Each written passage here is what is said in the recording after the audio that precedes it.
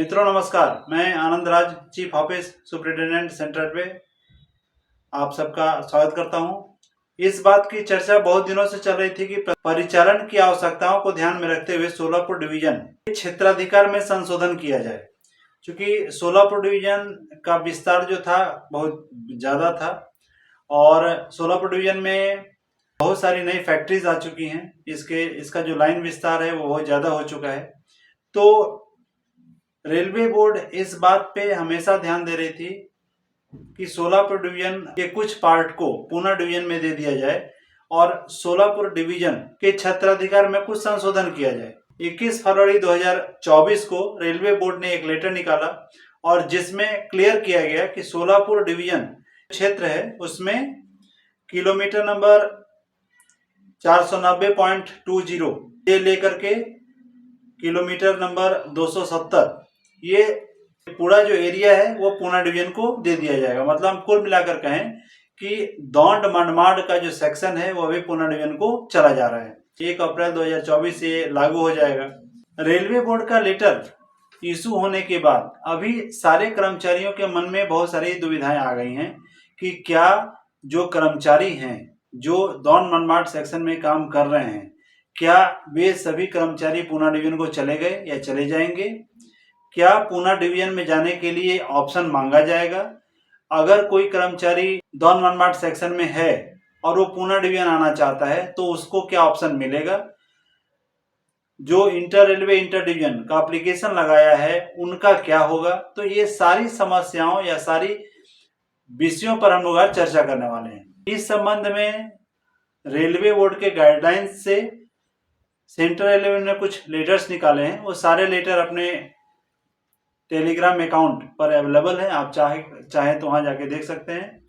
मित्रों अभी central railway ने सोलापुर डिवीजन के जो सैंक्शन स्ट्रेंथ है मैन रोल है उसको फ्रीज कर दिया है। मतलब इसमें अभी ना तो कुछ घट सकता है ना बढ़ सकता है।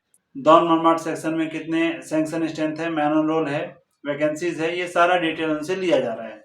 1 अप्रैल 2024 से जो परिचालन की दृष्टि से काम पूना डिवीजन को सौंप दिया जाएगा।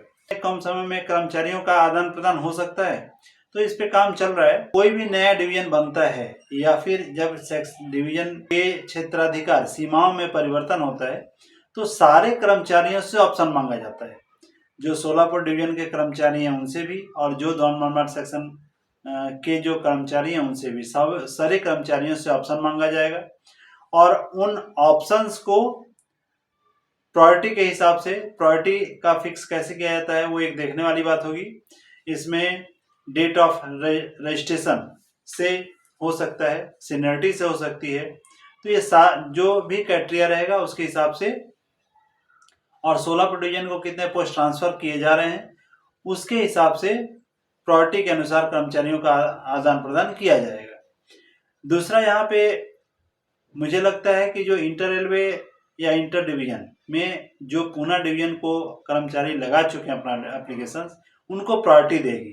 जो कर्मचारी इंटर रेलवे अथवा इंटर डिवीजन में पूना डिवीजन आना चाहते हैं तो वो कर्मचारी अपना सीनियरिटी लूज करके ऑन रिक्वेस्ट पूना डिवीजन जाना चाह रहे हैं। जबकि जो ऑप्शन अगर मांगा जाता है तो उसमें कर्मचारी प्रशासनिक हित में जाएंगे। तो इसलिए मुझे पूरा भरोसा है कि इसमें जो इंटर रेलवे अथवा इंटर डिवीजन में पहले पूना डिवीजन के लिए रिक्वेस्ट किए हैं उनको प्रायोरिटी पे लिया जाएगा। उसके बाद जो पोस्ट रह जाएंगे उसको फिर ऑप्शन के हिसाब से भरा जाएगा। जो कर्मचारी दौंड मनमाड़ सेक्शन में हैं, सोलापुर डिवीजन के कर्मचारी हैं, वो अगर इंटर रेलवे इंटर डिवीजन चाहे वो मुंबई का लगाए हो या दानापुर का लगाए हो या किसी और डिवीजन का लगाए हो तो उनका क्या होगा। मित्रों ये स्पष्ट है कि ये जो भी करस्पॉन्डेंस हुआ है वो सोलापुर डिवीजन की तरफ से हुआ है। अगर आप पूना डिवीजन में जाते हैं तो आपको फिर से सारा एप्लीकेशन लगाना पड़ेगा। इसलिए आप अपना ऑप्शन देते समय हमेशा इस बात को ध्यान में रखें कि कर्मचारी जो है अगर इंटर रेलवे इंटर डिवीजन जाना चाह रहे हैं, उनका यह है वो आगे तक जा चुकी है, तो ऑप्शन देने से पहले इस बात को निश्चित करें कि क्या अगर वो पूना डिवीजन में जाते हैं तो उनका जो इंटर रेलवे अथवा इंटर डिवीजन का फॉर्म है क्या उस पर कार्रवाई होगी या उसे वहां फिर से लगाना पड़ेगा। तो ये अभी आने वाले दिनों में ही क्लियर हो पाएगा। एक और दुविधा कर्मचारियों के मन में है कि जो वैकेंसी निकली थी, जो गार्ड, चाहे वो गार्ड का वैकेंसी हो या टीसी का वैकेंसी हो, उसका क्या होगा। मित्रों, इस बात पे सोलापुर डिवीजन जो है वो काफी गंभीर है और प्रशासन निश्चित कर चुका है कि ये जो वैकेंसीज हैं, जिनका नोटिफिकेशन निकल चुका है, फॉर्म भरा जा चुका है, उन चयन की प्रक्रिया वो जल्द ही कंप्लीट कर दिया जाएगा। इस तरह के महत्वपूर्ण जानकारी के लिए आप इस चैनल को सब्सक्राइब करें। वीडियो अगर अच्छा है तो लाइक और शेयर जरूर करें। मित्रों, ऊना डिवीजन और सोलापुर डिवीजन के संबंध में जो भी जानकारियां हमें मिलती है, हम लोग जरूर आपको शेयर करेंगे। धन्यवाद मित्रों, बहुत बहुत धन्यवाद।